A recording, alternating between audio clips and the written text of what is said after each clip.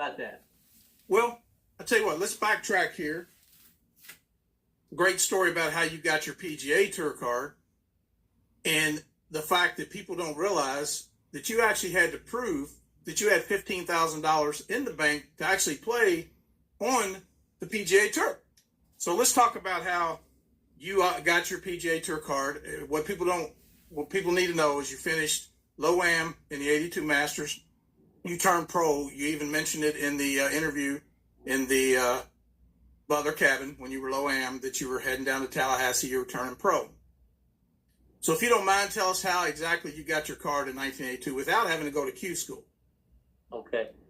So it's 82, my last year in college, and the Sea Pines Heritage was the week before the Masters.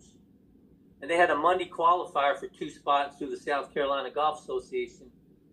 And I got wind of it about 2 or 3 weeks before the tournament, and it was a $100 entry fee. And so we're sitting around the house there at campus, and I said, "Dang on, for $100 you could go over and try to plan a tour event." And my roommate goes, "Yeah." He said, "Shoot, it's not far. You played Harbortown 50 times. You know that golf course pretty well." I said, "Yeah, the problem I got is I don't have $100. And he said, "Well, we'll get the $100 if I get the $100, can I caddy for you?" And I said, "You get the $100, I make it. You're on my bag, right?" There you go. So we get the money. I go over to the Monday qualifier at Harbortown. I shoot 70 and get the spot, right? So I play in the tournament, and I made the cut, and I shoot 67 in the third round and just leapfrog about 40 players because it was like 55, 52 degrees and like a 30-mile-an-hour wind blowing. And I had played a bunch of golf at Hilton Head and knew every wind condition they could throw at me, right?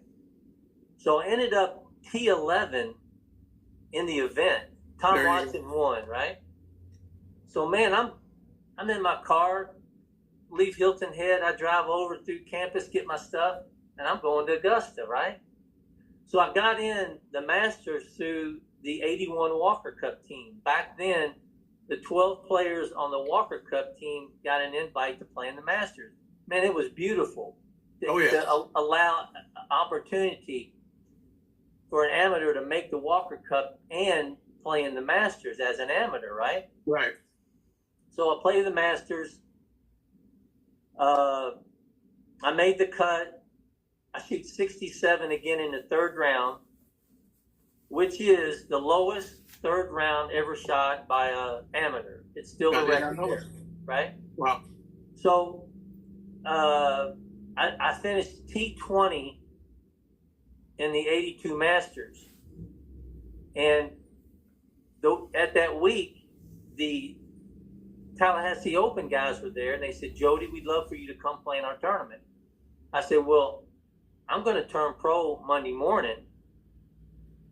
And they said, "Great, we'll give you a spot, and you can play your first professional tournament in the Tallahassee Open."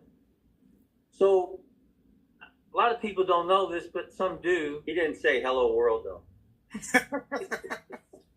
So some people know, but in 82, the PGA Tour was going to change restructure how you could qualify and play on the tour. Gary McCord and a couple other guys came up with this idea to have an all-exempt tour, the 125.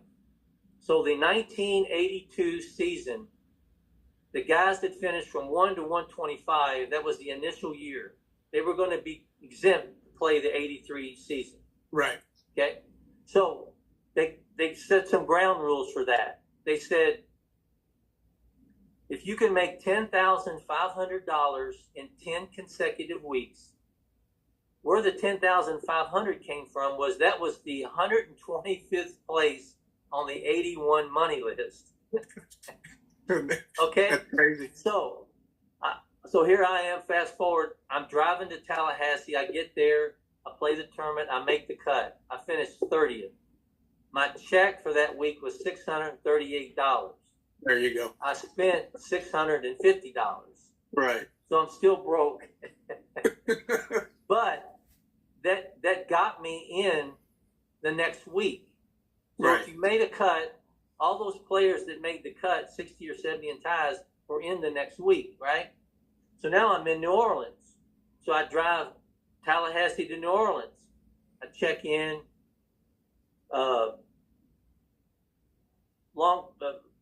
Fast forward. There's a 54-hole rain out. Final round got rained out, so I'm -5. I finished T5 in the tournament. Oh, wow. So tied for 5th was $10,580. There you go. So now I've got 11,000 and change, right? I got my car, I got my caddy. Same guy was at Hilton Head when I was an amateur, right? Right. So we're rolling, we're driving, we're playing, we're making money, and we're rolling, we're going west, right? So we get to Byron Nelson, and I get there, get to my locker on Tuesday, and I got a note that says, Jodie, come to the PG Tour trailer. We need to see you. I was like, okay. So I go there, I go in, I meet all the tour officials, and they say, son, here's your PGA Tour card. You made $10,500 in 2 weeks. You got it. Now you have the ability to play on Mondays with the Rabbits. Right. So I'm like, great. Thanks a lot, guys. I appreciate it. Made the cut at Byron Nelson, and the Colonial was the next week. The Champions Club at Colonial gave me a spot to play in their tournament. Right. Because of what I did to get my tour card in 2 weeks, right? So then everything just kind of, the door opened and everything was just the sunlight. I saw the light in front of me, right? So now I got a card. I can play on Mondays. I'm playing great. I'm getting exemptions. And I'm playing Ben Hogan Apex 2 irons. So lo and behold, the Hogan guy comes up to me and he goes, do you want to come by the factory and meet Mr. Hogan? Oh, wow. And I went, yes. When can we come? Can we go now? Right? Yeah. Very few invitations like that, I'm sure. So I get in the car with him. We go to the Hogan factory, and I meet Ben Hogan. And he goes, son, what irons are you playing? I'm saying, I'm playing the Apex 2. He says, what shaft? And I said, Mr. Hogan, I'm playing the Vector shaft. He goes, oh, you play the Vector shaft, huh? I said, yeah, I really like it. He said, well, I'm so glad you're playing the Vector shaft. So the Vector shaft he built this on his own. Right. There was a small damper at the handle near the end of the grip Right. that absorbed all of the shock to the shaft. Right. And it made the tip from the end of the shaft into the hosel really stiff, right? So that was an experience. That was one of my most cherished experiences, right? And here I am looking around at the Ben Hogan Golf Factory in Fort Worth, Texas. Mr. Hogan is there. And man, a month before that, I'm in college. Yeah. And I'm thinking I got a chance to make $10,500 in 10 weeks, and here it is 4 weeks later, I'm in the Hogan factory. Wow. I mean, that's amazing. I mean, and then think of that a few years back, you're pounding shag balls down in every little empty lot at Shawnee. Now, I've got a couple questions. One, Tommy, did you ever pay him $100 to caddy for him at all? Did that ever happen? I mean, his buddy gave him a $100 loan to play in the Heritage so he could caddy. Did you ever? Did he ever say, "Hey, look"? No, I was borrowing money from him at that point. I thought $10,000 was enough to live on the rest of your life. We all. No, I never paid him. I never paid him to caddy. If I had the money, I would have bribed him to let me caddy for sure. But no. Yeah, no doubt. So I've got a quick caddy story